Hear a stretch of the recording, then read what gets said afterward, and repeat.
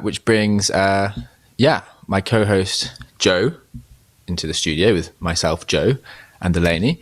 If we just unmute you and check we can hear you. Yes, good afternoon. Yeah, good afternoon, good evening. How's it going in the UK? It's great, thank you. I've been really enjoying the day. It's been fantastic. And that was really interesting, that curriculum as well, and the way that it sort of extended right across from children through to adults. I think it fits in well with what we're trying to do today. Absolutely. And I guess it's a call to arms for everyone in the microbiology community to try and be as excited and persuasive about the wonders of microorganisms as possible.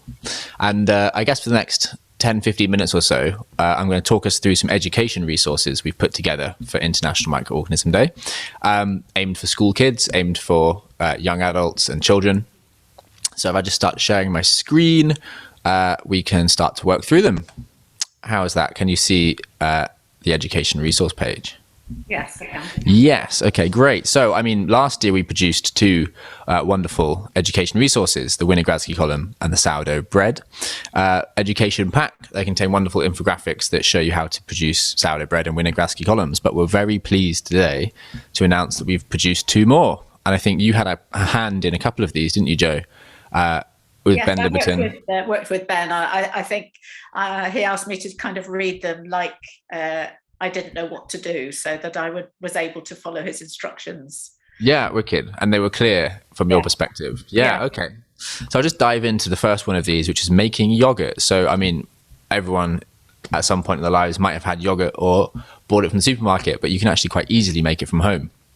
So in this education pack, you'll find an infographic for use by the children in a class, and then some teaching resources for the teacher to have a bit more of in-depth knowledge and a few little tasks for the children.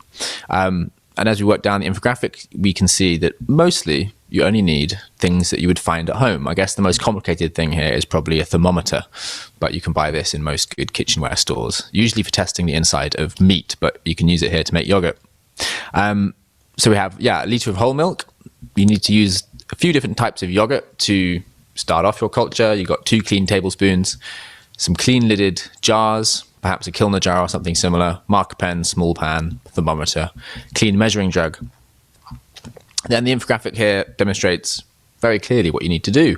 You use your milk, and then we have to sort of pasteurize it in the first step, which means heating it up to nearly but not quite boiling to kill off any harmful microbes. And then we let it cool down to a more tepid 40 degrees. So now you have your milk prepared. You can then add the yogurt starter. So, Joe, can you explain roughly to me, why do we need to use a yogurt starter? What's it doing in this process? Well, you've eliminated a lot of the microorganisms already in the milk, so you're adding the right sort of microorganisms from the hopefully live yogurt into the milk so that they can then replicate within the milk. Exactly. So we're kind of inoculating the mostly sterile yogurt with the right microbes to make yogurt. And we know they're the right microbes because they are from previously made yogurt. So in this setup, you have a few different yogurts to try out, and you hope that the yogurt you make will be similar to the one you started with. So in this case, you have 2 yogurts.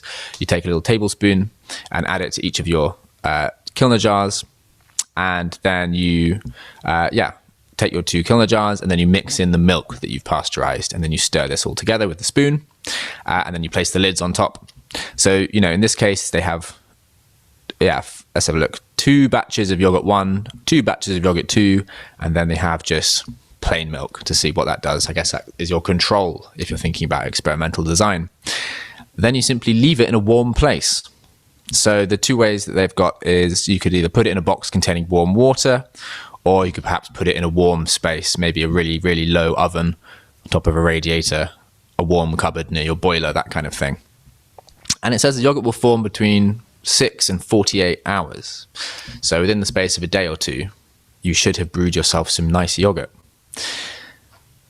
But we've got a test if the yogurt's ready. So there's a simple test that you do here. You take your spoonful of yogurt that you've made, you pop it on your plate, and, well, if it's thick like yogurt, it's ready to eat. And if it still looks like kind of a runny milk or something a little bit more like a weird cream, then it isn't quite ready. And you put it back into your incubating space. Now, we use different yogurts. So the last step, I think it's the last step, almost the last step, is you take your yogurt containers from your warm place and you put them in the fridge for a couple of hours. to make them nice and cold, which is how we expect yogurt to come. And then you taste it. And hopefully you'll have something that tastes like a delicious yogurt that is similar to the one that we used at the very beginning.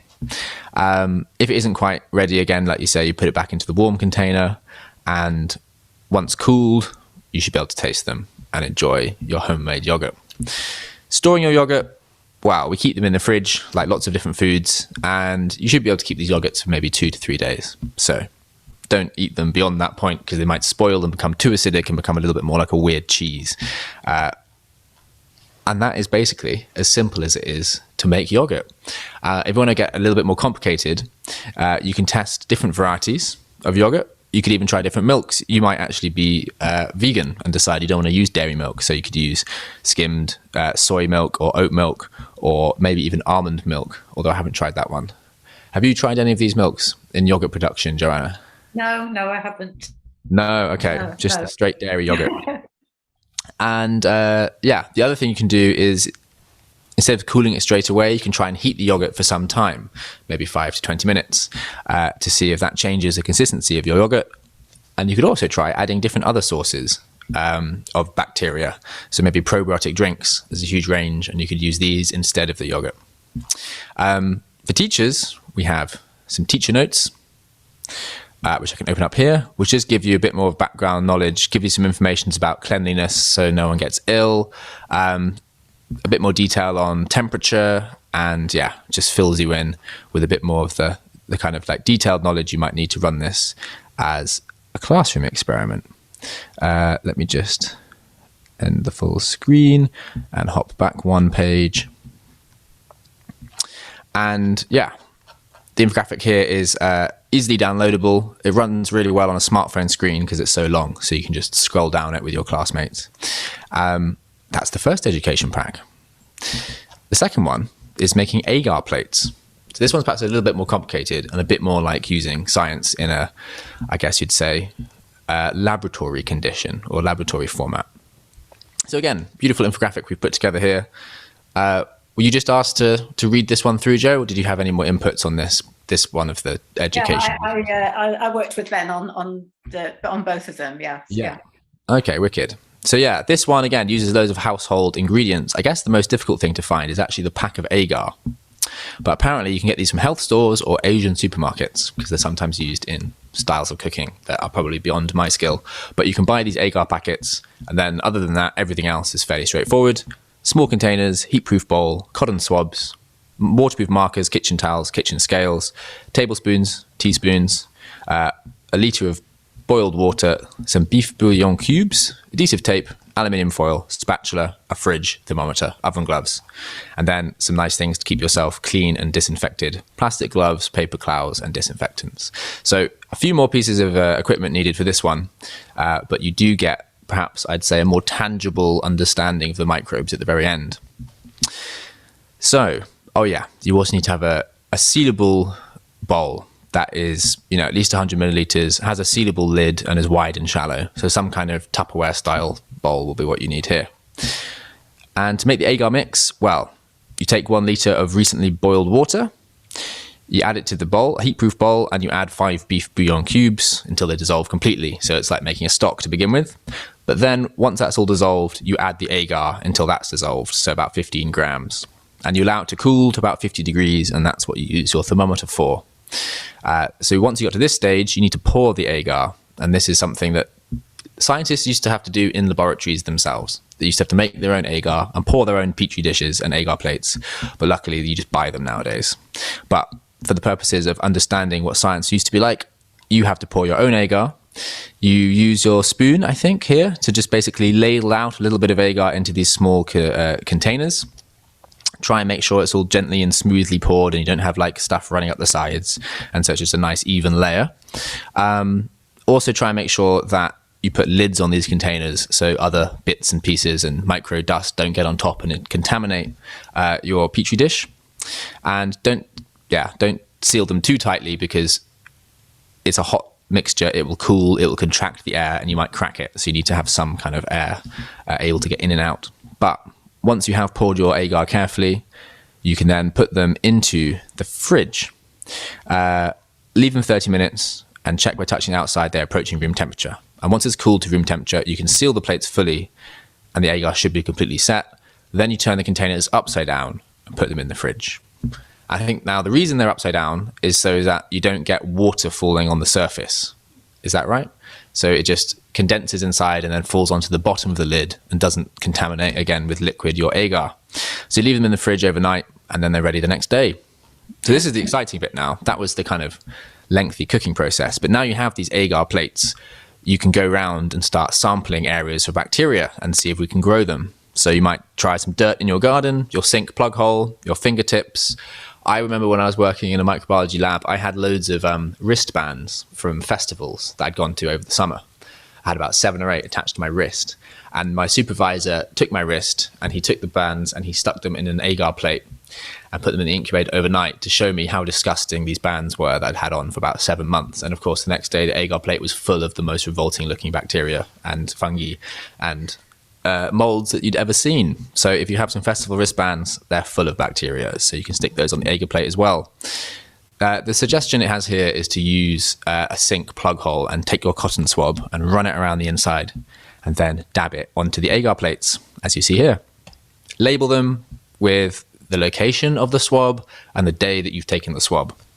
Now label it with your name, date. If it's a class, you might want everyone to put their name on it so people don't forget which is theirs. So repeat it for all the areas you want. Build up a nice collection of agar plates that you've inoculated with the cotton swab from different locations, and now you get to grow them. So you need to leave them in a warm place for about 2 days. So this could be a radiator near a boiler in your house, that kind of thing, or on a bright sunny windowsill. And then these tiny numbers of microorganisms should sit on the agar plate and grow and grow and grow until they have formed colonies we can see with our naked eye. And that's the exciting bit. So when you take them out of the warm space, remember, don't touch them because there's going to be just billions of bacteria and billions of molds cells on the surface of this plate. So do not touch them. Make sure your class do not touch them. That's the main thing. But because you've got a clear lid, hopefully you can see these beautiful colonies and you can judge the shape, the size, the color, and try and guess what microbes you have. So you'll have an agar plate. Perhaps you've even decided to put it into some kind of fun design to enter an agar art contest. But once you have this, you can start to have a look at your colonies and see, what you might have. So it says here, sometimes microorganisms will grow as individual colonies that are most often round. You may see colonies in an agar plate or just a few. If you have a sample with lots of microorganisms, the colonies can join together to form a lawn on your plate, and all outcomes are good. But you can start to compare the different agar plates and see which location is more or less full of microorganisms. So that's the second teaching resource.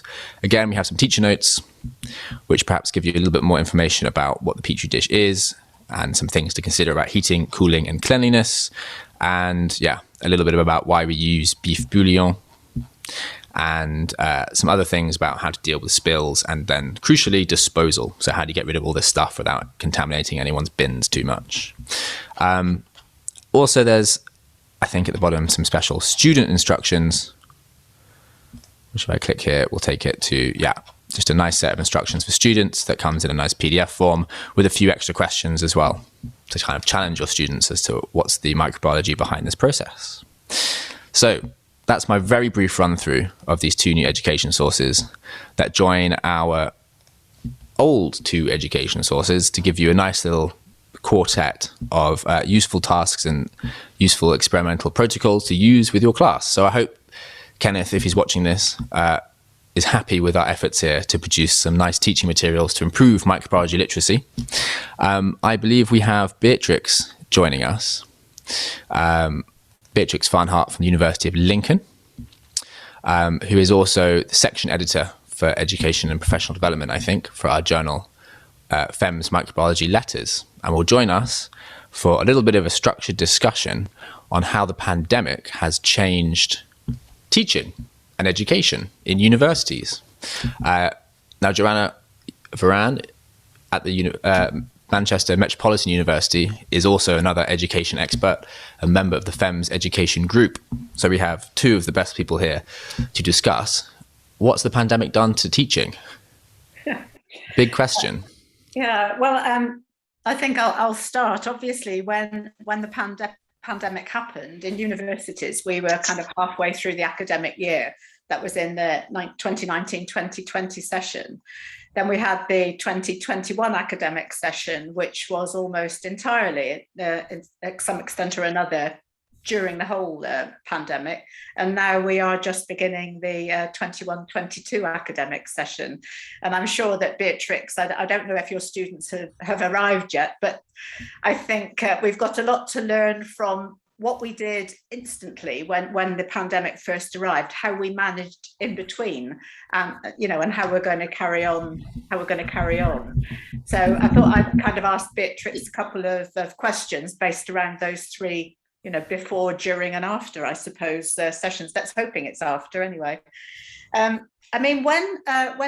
universities were first affected by the pandemic, it was kind of said that universities were closed down, but of course they weren't. Education and teaching had to continue. And my first reaction was, oh God, lectures, labs, tutorials. But actually, Beatrix, I think probably you would think there's a lot more to it than that. It wasn't just that was going to be affected, was it? Yes. Hello, everyone. To start with, by the way, I hope you can hear me. I've managed to unmute myself, having practiced this for months now. Hello, everyone. And it was, of course, quite surprising when everyone had to close campus. But as you said, it didn't mean we closed our universities, far from it. Probably been busier than before. And if we think about when it happened, not only in terms of within the academic year, but where we were technologically, if we had the pandemic like this 20 years ago, things would have been ever so much more difficult. In that context, we were quite lucky because we had changed education already for quite some time in ways that then helped us to actually deliver successfully, not only for a few weeks, but over an entire academic year then. And of course, technologically as well.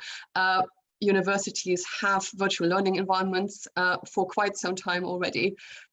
People at home have broadband or Wi-Fi internet connection. So that was quite a different kettle of fish than if it had been 20 years ago. And very, very quickly, we had to make sure that we could deliver what we had planned just the next week or probably the next day. We didn't know how long it would take. And as you said, it wasn't just lectures. It's just everything. It's tutorials, it's pastoral support, it's labs, of course, it's field work, depending on what everyone is doing. Of course, our colleagues in arts, dancing and all these things. So the first impulse was just getting things going for the next week and so. But as we realized it was taking longer, we then had to properly plan strategically and go from there. Don't know how much you want me to go into detail already right now. Well, I suppose, as you said, you had the kind of immediate aspects of lectures, tutorials and practicals, but then you had, perhaps not even so far away, there was assessment as well. Yes, and so now I start already sort of talking a little bit broader. We've for some time gone away from what probably many people think about as a classical lecture, where you're basically talking for quite some long time at students and then they go away and absorb all the knowledge that you've given and then apply it, and then they come back and you're giving more. But we've gone away from that. We've flipped classroom, for instance, so we've given students before the material that would cover knowledge, and then when we see them, very often we would help students apply it, because education isn't just about the knowledge, as we know. It's about the skills as well. In applying this knowledge, it's the other transferable skills, it's interpersonal skills, it's the discipline-specific skills like in the practical. And again, assessments had changed as well to reflect the changed ways of learning, because we make sure that always lines up nicely. So we've gone into the direction of often more open book as well, which means students can access the material, because we want the students to show us how they apply what they've learned and the skills they've developed. We've already started having a lot of virtual material or online material, basically.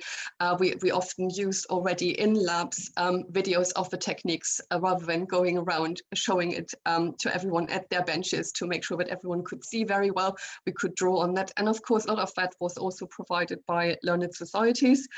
So we could very readily access those sources that we either had made ourselves or that we knew existed, and transform all these things that had happened over time then quite readily into this virtual environment. And even if we weren't able to, say, record how to streak a plate that one made at home, we could direct the students to that. So it was about curating the material in the beginning, making sure that students have access to that, but actually, cared more about our students. Okay, how can they survive in their little rooms somewhere being isolated? So that actually took quite center stage, making sure that all that is, and that of course the assessments would be happening, and they then became in many places where people were not on campus open book, because of course you can access your material at home. So we then had to think about again how we write these assessments, but it's not University by Google,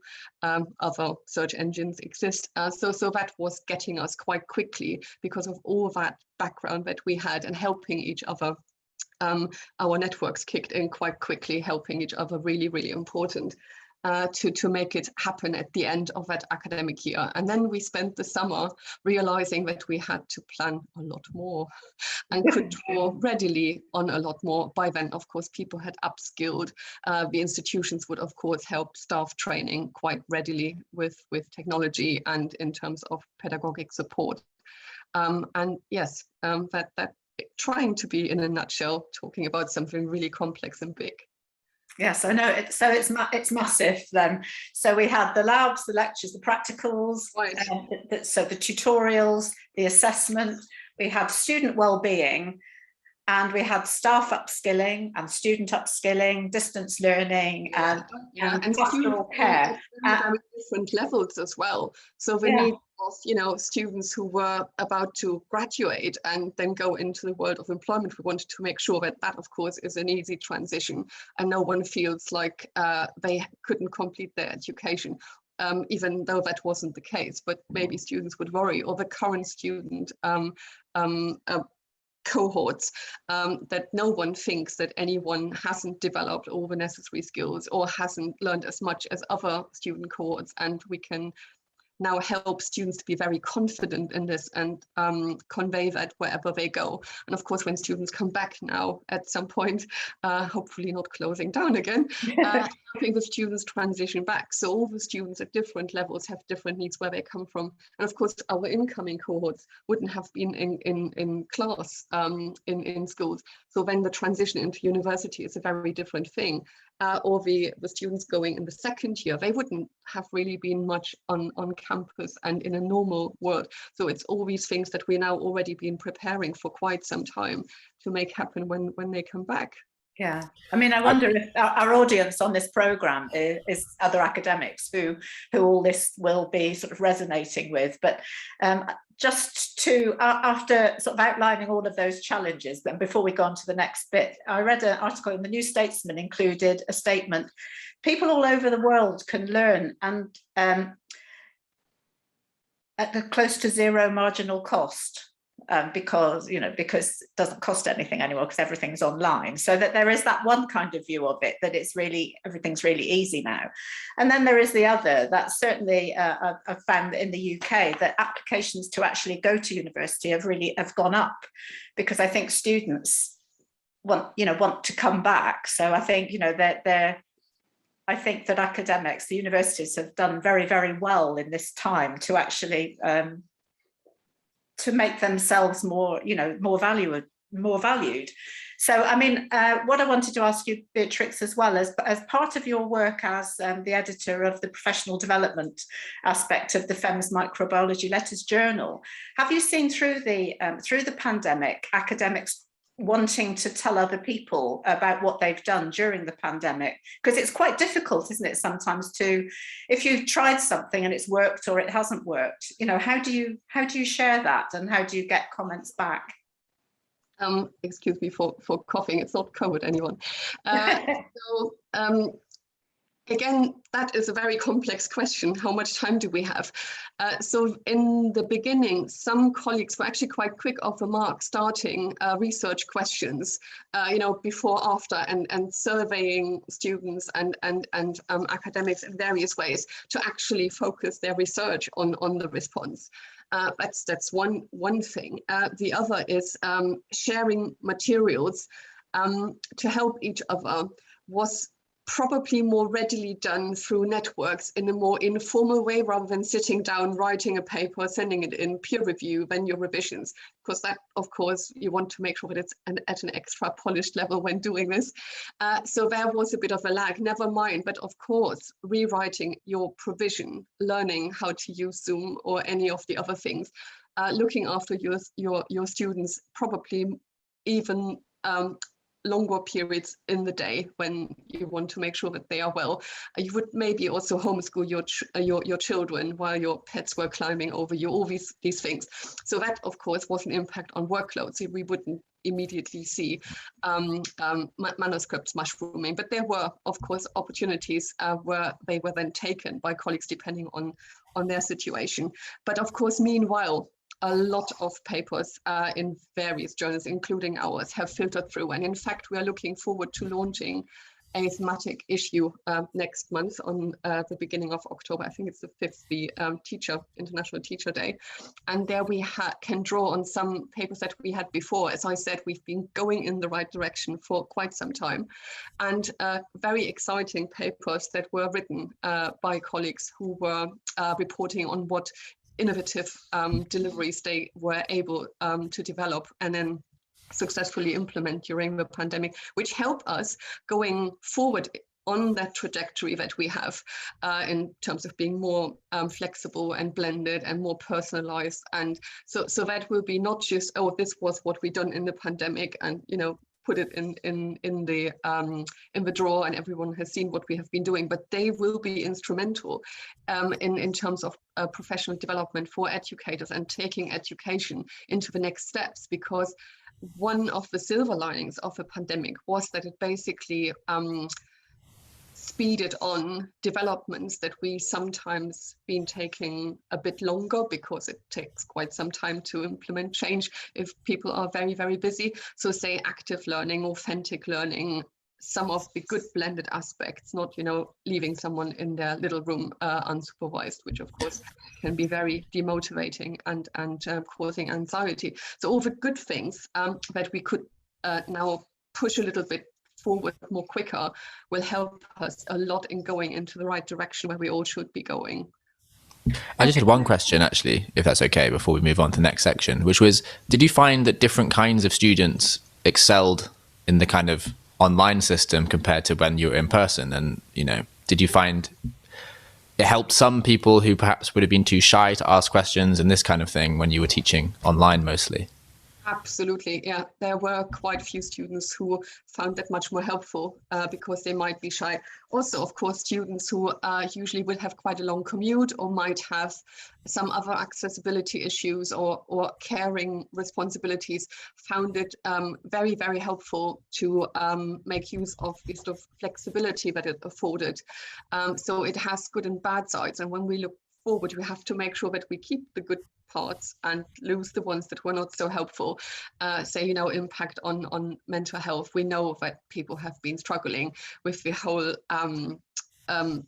not uncertainty is the word I was looking for, because you didn't know, is it next week, is it next month? And of course, now we still don't know how long we might be affected by it in practical terms in education. So again, that helped students also become far more resilient and adaptable than in a normal time. So while there might have been a lag in developing practical skills, which we will help everyone to catch up very soon, and anyone who goes in the employment world now, employers will know that there might be some gap in practical skills, and help everyone to catch this up. In other ways, we have developed other skills much more thoroughly than we usually would be able to do on campus. I mean, digital use and being resilient, independent, self-managing, all these things that are absolutely crucial for employment going forward. So hence we can tell the students and support them in taking over confidence, having gone through this, come through this with an excellent education as well, in a different way, and then requiring different activities to transition into whatever comes after that. And even, you know, doing practical work at home, not only with making yogurt. I felt like I wanted to open my fridge when you were talking, and making your own agar plates. But we, you know, just changed the research question, for instance, even doing dissertations at home, you know, rather than looking at growth in the lab of a pathogen, you transform it and, you know, have your yeast at home, which is fine.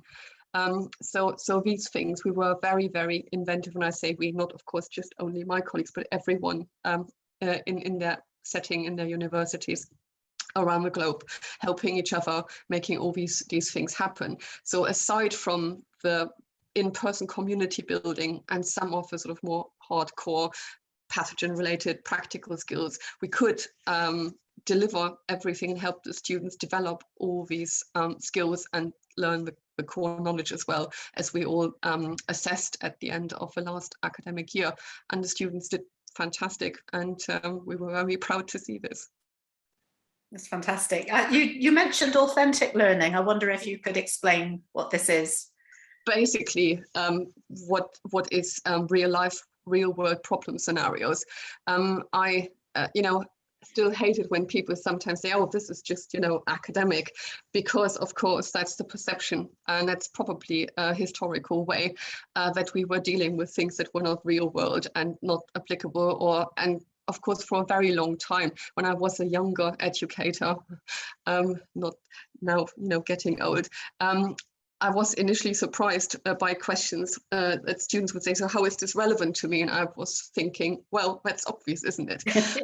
But it's not necessarily obvious. So we learned very quickly, I did, and that we need to make things more relevant. And of course, with the talk earlier, it's important, microbiology literacy, but also what is the worth, the value of any education if we're not dealing with the problems that our students should be solving when they leave us, because that's what we prepare them for work in the real world, solving all the problems that we've created in the past and our predecessors, and that we depend on. So why would be creating an artificial environment doing something that's not relevant? So again, we have gone a long way, and more using real world examples, real world problems that are everywhere. You don't have to look very far. Yeah. And you're talking about the courses and the learning, but some of our courses in microbiology, so for example, biomedical science and hospital-based work, how did the organising bodies or the official accrediting bodies react to the pandemic and the degree? Yeah, that's a very, very important question. So when I said, you know, future employers might help students transition into those environments where they have missed something, of course, there are some professions that require a specific skill set that is regulated and that's accredited in terms of the programs that prepare the students for those work environments. Generally, we would usually be in contact with those accrediting bodies whenever we make changes, even in a normal year. And so, of course, with making all these changes, we had to have a very, very swift and helpful interaction. And again, when I say we, I'm not just talking about our programs, but everyone in the same situation. And many, many thanks to all the accrediting bodies for being extremely quick in their response and very, very helpful. And so we made sure that everything that was done was still within the required context. And also depending on the national regulations, I can now only give an example of my own because I'm not au fait enough with what other countries necessarily did in detail.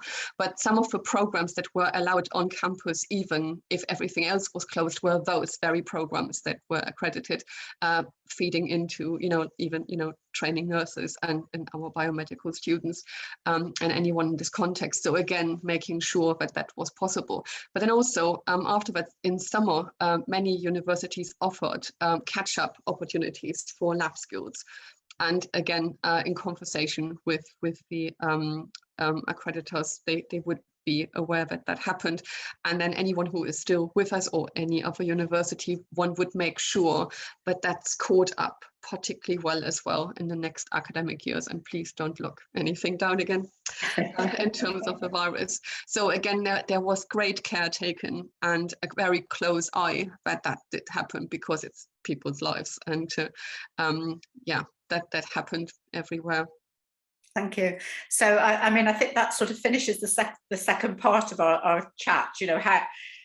How did we cope? What did we do? And I think some lessons coming out from that is to share, to ask people, to exchange ideas with whatever networks you have and whatever networks you can find, and that hopefully people in the audience who are not in universities can see how much work went on, but also other people within universities. Hopefully this conversation will resonate with their experiences. Something I haven't mentioned yet, sorry to disrupt you. We wouldn't have come anywhere without talking to the students. So they have been extremely instrumental in making sure that we adjusted things as we went along. And only we could make it work in this way. So again, engaging students in their in the development of their education is important in normal days, and particularly in this context as well. Okay, thank you. And so, what do you think you've learned, and are you positive going forward? Not just you, Beatrix. Right. Am I half glass full, glass half full, or empty person? Now you caught me out. Right. So I think we have all learned a huge amount. And it's now another learning curve in making sure that when we transition back, that we apply what we've learned in the best possible way. So as I said earlier, keep the really, really helpful things for students and for staff. And again, we are in conversation with everyone to maintain some elements of flexibility, particularly the authentic context, the active context, helping students to thrive even if we are coming back, because again, this will cause other issues for some of the students who might be, worried coming back or meeting suddenly loads of people again, not even infected ones, but just being in a crowd again. And again, I imagine helping each other in our networks through learner societies and in everyone's institution, working together going forward. But what we've learned, that we can deliver blended activities, something that then helps going forward to be more personalized, so that students at any time in their education, we are now of course talking about the traditional higher education, but of course how education at some point will be is that you of course never stop learning, and so you might do some top up here and there, or you mix and match maybe already your program as you are in your main education. So having learned how one can blend things together and run robust and reliable assessments, even if they are not on campus, so all these things we've learned now will help to make that happen as of lifelong and life-wide and technology supported, going along, looking at your phone and suddenly you've learned something that doesn't require you to sit somewhere with other people in a room at any age. So we're looking forward to that. And I think having gone through this, we've learned that we can do those things where we before may have been a bit more hesitant. Oh no, that's not possible. If you are forced into it, you realize it is, and then you can see what you take from there. Of course, ideally we wouldn't have been forced this way. Thank you very much, Beatrix. Joe, have you got any other questions that you want to ask? think we've got another couple of minutes, have we? Oh, well, yeah, we've got about, let's have a look, 18 minutes actually until, well, you've got some, you want to talk about the Bad Bugs Book Club in 3. Yeah. So I had one more question for you, Beatrix, and that is, term is beginning right now. Are the kids and the students coming into campus, or are you doing a hybrid system, or is it mostly online, or are you really uncertain as to how the winter is going to go? So yes to all. So a very complex again, and I of course I'm in my institution, but of course I observe what's going on in the sector, and again different countries will differ because they have different local risk rates and different weather and so on. But we are preparing mostly for in-person in terms of the value that offers, not by sitting in a lecture, which of course isn't necessarily as valuable as we said before, talking at someone, but by having the opportunity to interact in person in applying the knowledge and the developing the skills, rather than doing that online and the whole community building. Of course, we are prepared for going back into more online if that was necessary. So we've got all that under our belt. But I think, and again, depending on the institutional size as well in the sector, so some will have some more online elements, particularly where they have larger groups, and some will be able to make more use of smaller group contexts where it's safer. But I think particularly also driven by public perception that online wasn't valuable, which I hope now everyone heard that isn't necessarily the case. It depends what you're doing online. You can be doing something really awful in person and it's totally without value. So it really depends what you're doing. So I think part of that is that there is a lot of face-to-face as well. So that there is no perception that students are not prepared very well, not perceived by the students or anyone who would then receive students later on, which is important to not, give impression that something isn't valuable, even if it is. So hopefully looking forward to being in person and hoping that won't change anytime soon. Yeah, well, best of luck to you and your students. And thank you for joining us today. And enjoy International Microorganism Day as it begins tomorrow. Yeah. Thank you. Thank you all. Thank you very much. I think you've got my slides, Joe. Let me just double check, because you emailed them to me, didn't you?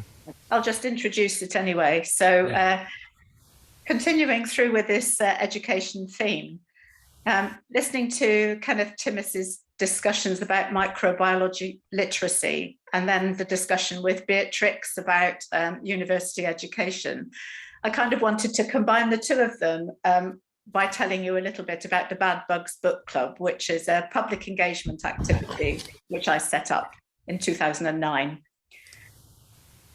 So should be some slides. Yeah, just coming through now. And just give me a heads up when you want the slide. Okay, thank you very much. Yes, so this is the Bad Bugs Book Club, the website. It comes out from my university, Manchester Metropolitan University. But if you search Bad Bugs Book Club, you'll find the website. So the aim of the Bad Bugs Book Club, I set up, as I said, in 2009, was to encourage scientists and non-scientists to talk about novels or fiction where infectious disease formed part of the plot. My idea was that it was particularly aimed at non-scientists and to encourage dialogue really between scientists and non-scientists, but in a way where everybody was coming to a meeting having the same experience behind them. In other words, everyone has read the book, everyone has got different opinions about the book. The scientists will know some more microbiology, the non-scientists will have different perspectives on the book. So everyone has got something to say.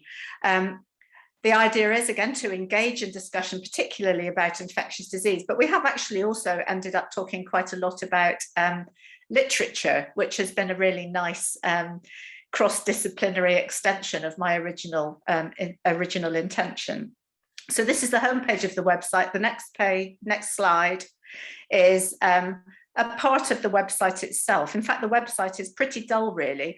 If you just go down through the middle of the website, you just rack through, you get pictures of the covers of all the books that we've read, with white space on the side. So I've just put in a few photographs of some of our book club meetings and a picture of me 2 years ago with some of the books that we had written, read. So you can see the pile would be a lot higher now. For each book that we've read, there is a downloadable meeting report, which tells you what we talked about and what our opinions of the book was. But there is also a reading guide. So these are questions which are designed really to encourage people to talk about the microbiology, particularly in these novels. We don't always need all of the questions in the reading guide, but they are there really to kind of guide the reading or to make sure that people have something to say. And since 2009, we have read more than 70 novels. It's quite incredible that there are that many. And the book club itself has got about 8 members. So, and of those 8 members, about 4 are the original. We have people who stay with the book club for quite a long time. Some come and go, but a size of 8 is good for having face-to-face discussions. So that I would recommend, if you were going to set up a book club, would be a good sort of size for discussion. So the next slide. The book club really is aimed as a public engagement activity. So 8 people obviously isn't very many. So often we have book club meetings within larger events from Manchester Science Festival or World AIDS Day or other activities. We also combine the book club meetings with guided walks or film screenings. We've had community quilt making for World AIDS Day. We've had a music event when we were reading books about malaria. So there's a whole range of different activities. And as I said before, if anybody wants to set up their own book club, obviously all the information is there on the website. One of the things that has been really exciting for me, though, is having read all of these books, you start to get a bit familiar with some of the themes that occur in some of the books. I started reading about Dracula and Twilight, particularly as vampirism as a sort of model of some sort of infection that's transmissible, and then started to go on to zombies, and zombies as a model of infectious disease provided quite a rich scene for mining, for a whole range of different microbiology education activities. I also want to tell you something that I have observed about influenza infection, AMR infection, and something about coronavirus. And just recently I had a paper published in the FEMS Microbial Letters, which says a bit more about the book club and its activities. The next slide.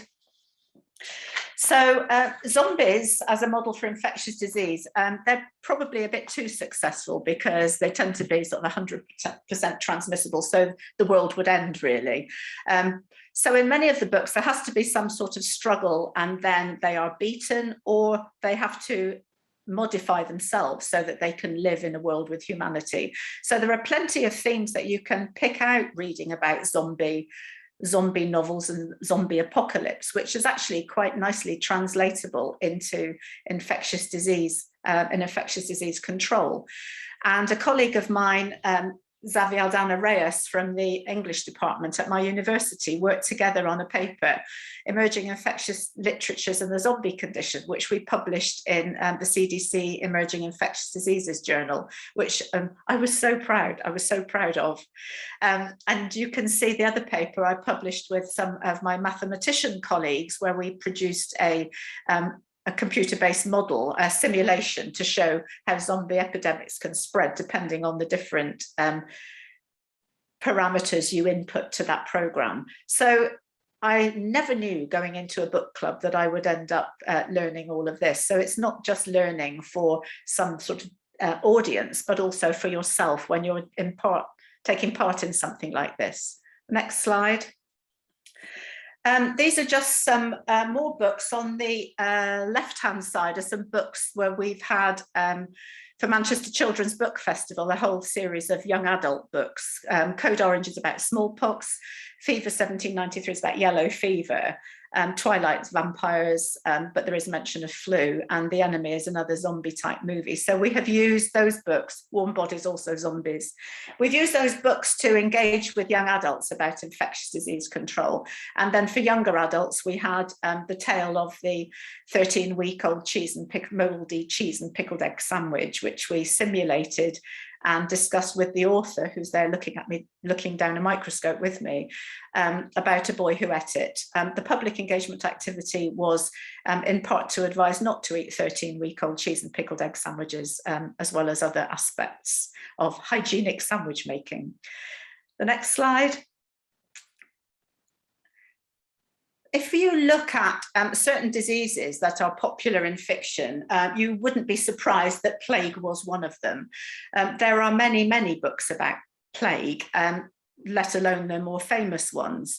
And the sort of scenarios of plague fiction are often set, say, in the time of the Black Death, such as Minette Walter's series, or during the time of the Great Plague of London, such as Daniel Defoe's and Forever Amber, which is a bit of a, I think you call them bodice ripping yarn. And then there are also quite a few more modern spins where there is a release of a virulent plague bacillus. So plague is really conducive to fiction, not surprisingly, because it's been with us right through history and causes very dramatic symptoms and pandemics. The next click. The book that we're reading tonight, we have a book club meeting tonight, is Hamnet by Maggie O'Farrell, which is a fictitious account of the death of Shakespeare's son Hamnet. In this book, it is from plague. So we're going to be discussing that very, very soon, in fact, at the book club meeting. Next slide. There are very few books of fiction about antimicrobial resistance. And when you compare those with novels, say, about plague or HIV, and I wonder if it's because it's quite hard to spin a story around AMR, which at the moment tends to be more stories about individuals. So The Infectious Futures is a series of short stories projected into the future. A Fierce Radiance is about the discovery of antibiotics at the end of the Second World War. Deep Zone is about the discovery of antimicrobials in extreme environments. Robin Cook's Contagion is bioterrorism. But last year we read Eve Smith's The Waiting Rooms, which is a fantastic book about a world in which antibiotics cease to work. It's a near future book and resonates very much also with the coronavirus pandemic in terms of isolation, the experience of the elderly in care homes, and the changes in behaviour. And The Perfect Predator is a real life novel about phage therapy. So there are some AMR novels starting to turn up now. So the next slide. Influenza is again another disease which has many, many novels. And again, interestingly, some of them are based on the 1918 pandemic. So The Last Town on Earth, The Pull of the Stars, which one we read very recently. But then there are also pandemic novels where there's an influenza pandemic that has killed everybody. And the nature of the story and the nature of the plot line is related to essentially the virulence of the influenza virus. So if you have something which is highly infectious and highly virulent, you end up with an apocalyptic type novel. Station 11, Lovely Way to Burn, and The Stand are examples of those. And then there are others. So The Health of Strangers, which we discussed at the FEMS Congress 2 years ago, is about the management of a pandemic afterwards, as is immunity. So in those cases, you're living with influenza and living with the aftermath of it. And I think you can probably see from what I'm saying, there's plenty you can extrapolate. But the next slide is what I wanted to come towards the end of the talk about, is the coronavirus pandemic obviously had a massive impact on my book club. The 8 of us couldn't meet anymore face to face, so we went online and met on Zoom. And actually, this has been transformative in terms of the book club, because we now have international members. We we still have relatively small numbers so that we can have a discussion. There's about 12 of us, but we have members from America and mainland Europe, and also not just in Manchester, of course. We have others from the UK. And every book that we've read during the pandemic, which are these ones on the slide, have enabled us to explore what's been going on with the pandemic at the particular time we've read it, which is something that obviously we didn't know was going to happen. So Not Forgetting the Whale is about community spirit in a flu pandemic in a little village in Cornwall, and how people work together and support one another. John le Carré's Constant Gardener is about clinical trials. So we were able to explore the vaccine trials at the time. The Pull of the Stars is about influenza and how people, again, were living during 1918 and how they were coping in hospitals, particularly during that time. So we learn about coronavirus through reading novels of fiction about other books. I just wanted to mention at the end, our last meeting was Michael Rosen's Many Different Kinds of Love, which is his experience of having COVID, and it's a really, really moving and beautiful prose narrative of his extreme illness and lengthy recovery. And Ali Smith's Summer is a narrative just about other things that happened during the summer of coronavirus. She obviously wasn't anticipating the coronavirus pandemic when she wrote these near to present time novels, but had to cope with it. And the number of hits on the website shot up, the number of engagements with the book club shot up as well. So in all of my attempts to try and promote the book club as much as I could, coronavirus is what actually helped that to happen. So my final slide is just to say that the Bad Bugs Book Club started off as sort of cross-disciplinary interactive engagement to get contribution from other partners, scientists and non-scientists. Everybody who comes are already motivated, they enjoy reading, so discussion is always easy. But the corona pandemic allowed us to extend our audience, extend the meetings, extend the membership. We had authors joining our discussions online as well, which was great. Social media helped us to encourage others to join in our discussions.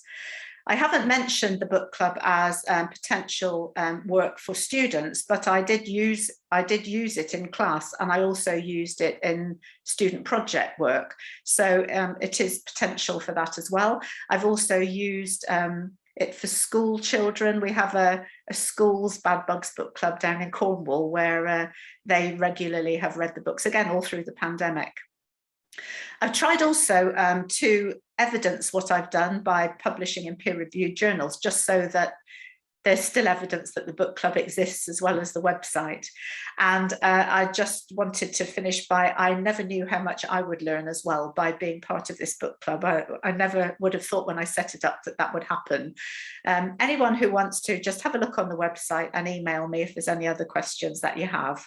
So thank you very much.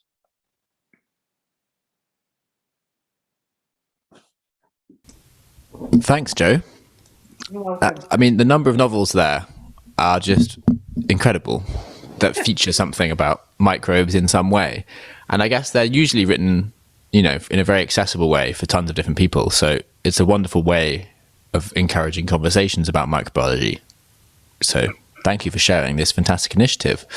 I believe you've got to shoot off now to the Bad Bugs book club itself. Right, so and thank you very much. We've got another speaker. So I won't keep you any longer. Thanks so much, and enjoy International Microorganism Day tomorrow and celebrate as best you can.